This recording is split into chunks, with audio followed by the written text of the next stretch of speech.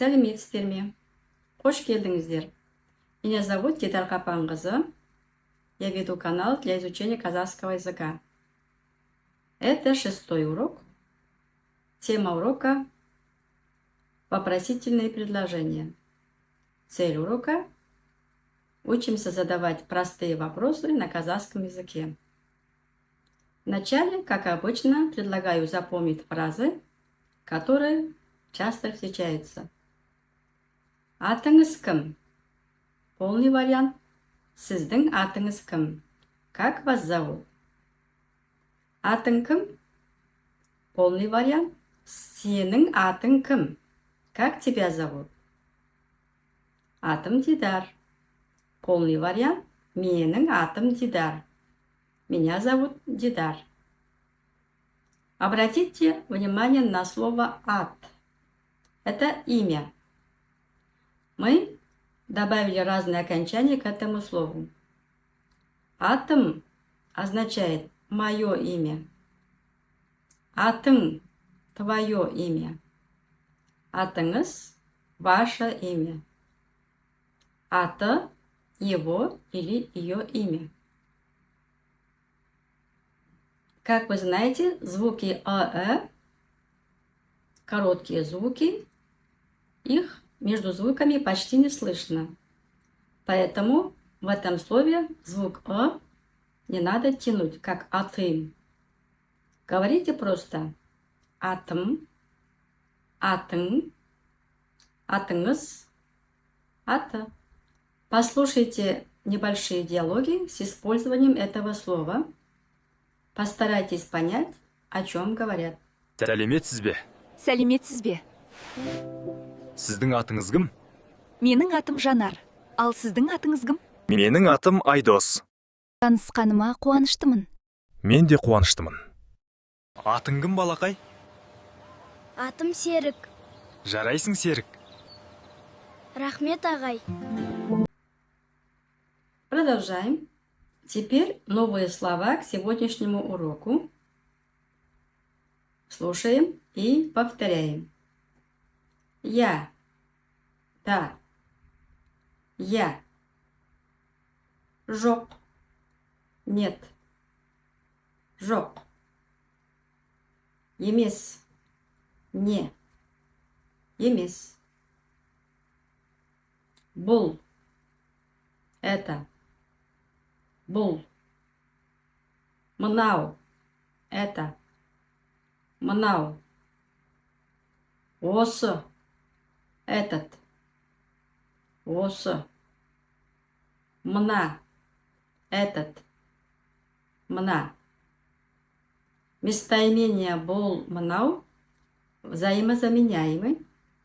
Например, бұл дәрігер или же мынау дәрігер означает «это врач».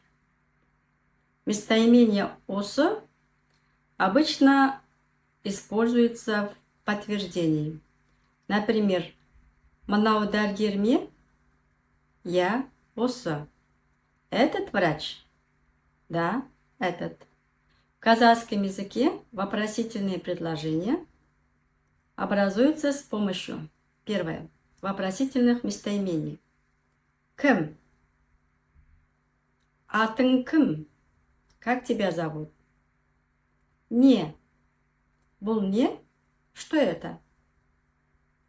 Қандай? Ол қандай адам?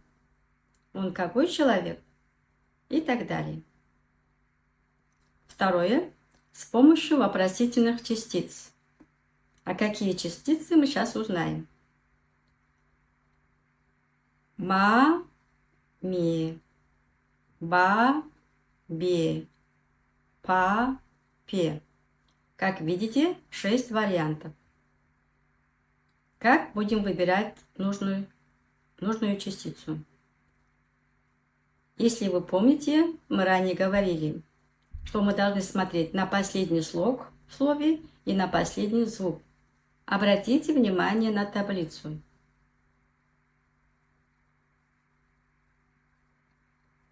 А теперь примеры. Например, бұл бала ма? Почему ма? Потому что слово бала твердое и оканчивается на гласный звук. Значит, мы выбираем ма. Ол инженер ме? Инженер. Последний слог мягкий. Последний звук «р» сонорный, значит «ме».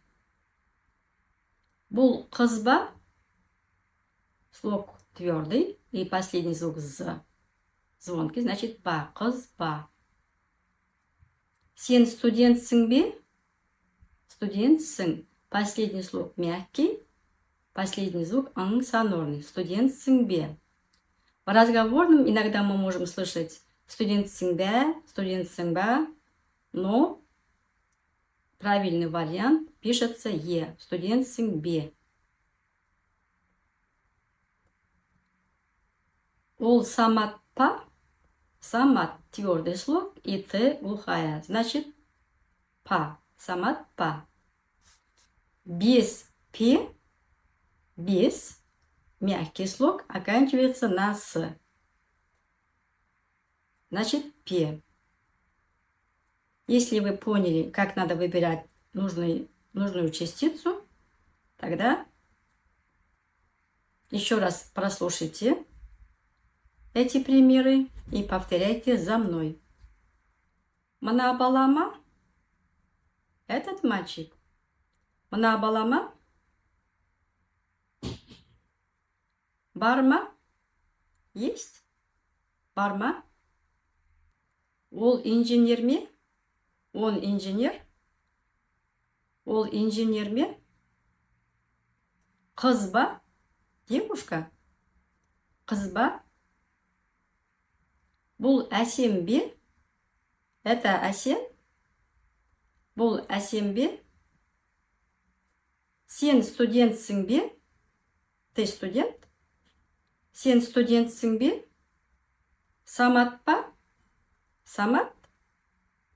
Самат па? Бұл клуб па? Это клуб? Бұл клуб па? Бес пе? Пятерка? Бес пе? Жарайсыздар. Есть еще вопросительная частица «ще». Только один вариант мягкий. Оно идет в значении «а». Например, мен мұғаліммін, ал сіз ше? Я учитель, а вы? Мен қазақпын, сіз ше? Я казашка, а вы? Теперь давайте составим вопросы и ответы. Я буду задавать вопросы, а вы попробуйте на них ответить. После проверите. Готовы? Начинаем. Бұл мұғалім бе? Бұл оқушы ма? Мынау дәрігер ме?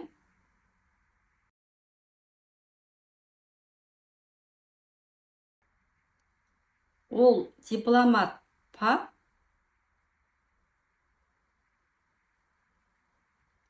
Марат кәсіпкер ме? Бұл қазақ па?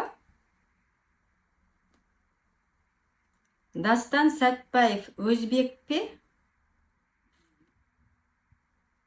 Шерхан Қалмырза ше? Ол ағылшын ба? Ол президент пе? Оқытушы бар ма? Студенттер бар ма? Мен оқытушымын. Ол ше?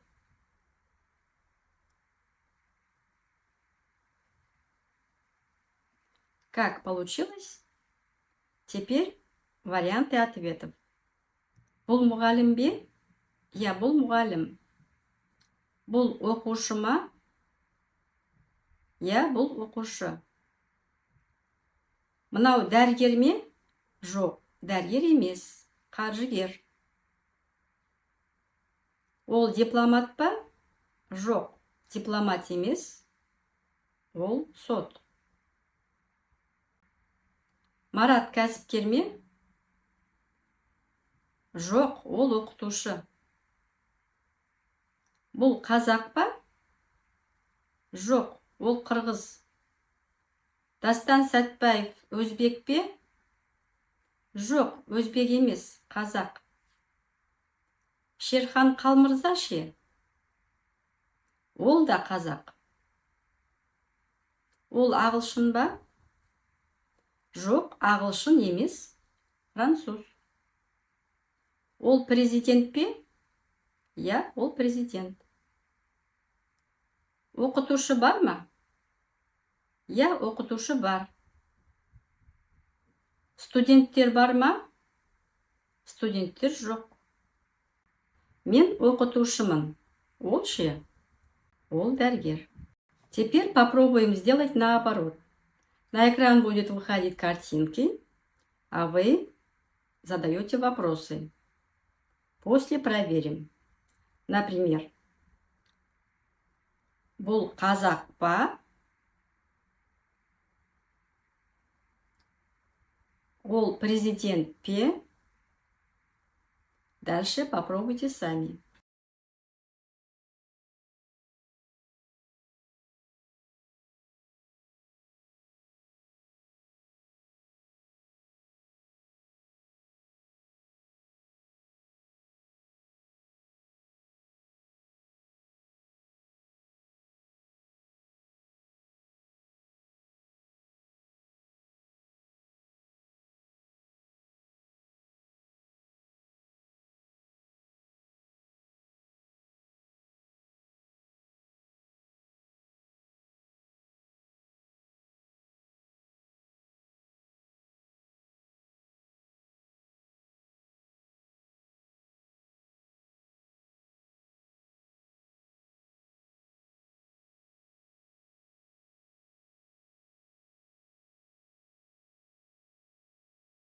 Вот так, используя свой словарный запас, учитесь задавать вопросы. Если что-то идет не так, тренируйтесь. Слушайте аудио, повторяйте многократно, пока не научитесь. Не переходите на следующую тему, пока не усвоите предыдущий. А с нами можете поделиться со своими ответами. Будем рады за обратную связь. На этом я заканчиваю урок. Жду вас в следующем занятии. Назарларыңызға рахмет. Сау болыңыздар. Кездескенше.